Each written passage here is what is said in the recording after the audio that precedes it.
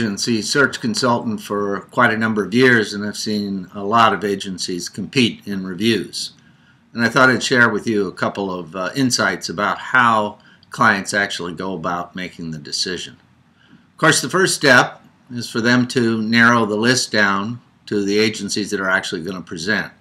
Here's a little insight. Clients generally already know at the outset of the review which agencies they're really interested in. And usually the list is somewhere between 1 to 3. So why do they send out so many RFPs? Well, because they got to show that they're doing due diligence. And at the risk of depressing you, I will tell you that most RFPs are not read by clients. They're hardly even scanned. And that the fact of the matter is getting into the list of agencies that's going to present is pretty much preordained in most reviews. So once the presentations are over, how do they actually go about selecting? I want to share with you here that it is entirely an emotional decision.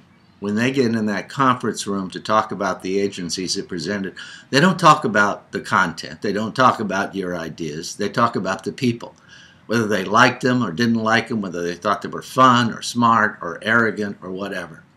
That's almost entirely the whole conversation. It's a lot like hiring somebody. There may be an objective screen upstream, but at the end of the day, it's instinctual, and it's the same for agency selection. The process of doing the selection is usually done with a large group of people, maybe as few as 3, maybe as many as 15 or 20.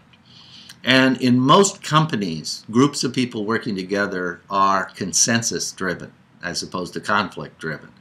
And so they want to come together in an agreement to hire a specific agency as opposed to having someone force it down their throat. And so where they usually begin is by eliminating agencies, because that's an easier decision to do than picking the final one. There's a thing that can happen at this stage, though, that can really hurt an agency.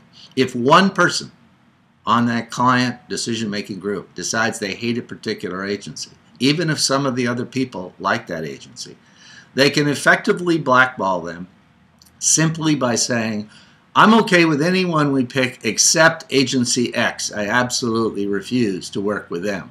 That person has now laid down a gauntlet. They've said, I'm going to have conflict, and since conflict is to be avoided, the rest of the people on the team usually give in and go on to look at other agencies to select, even though they were particularly interested in the one that got eliminated. So what's the learning here? It's all about the people. It's the people you choose to put in the room and how well prepared they are and how well they perform.